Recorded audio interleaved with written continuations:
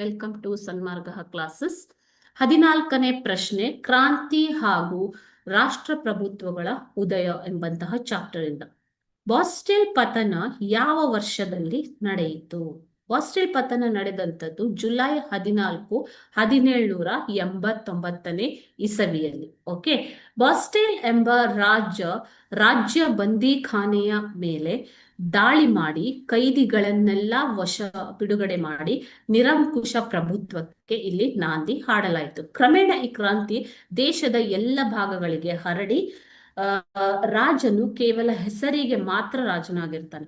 1789 ಇಸವಿ August 27ರಂದು ಮಾನವನ ಮತ್ತು ಪೌರನ ಹಕ್ಕುಗಳ ಘೋಷಣೆಯನ್ನ ಅಂಗೀಕರಿಸಿ ರಾಜತ್ವವನ್ನ ತೆಗೆದುಹಾಕಿ ಗಣರಾಜ್ಯವನ್ನ ಇಲ್ಲಿ ಸ್ಥಾಪಿಸಲಾಯಿತು.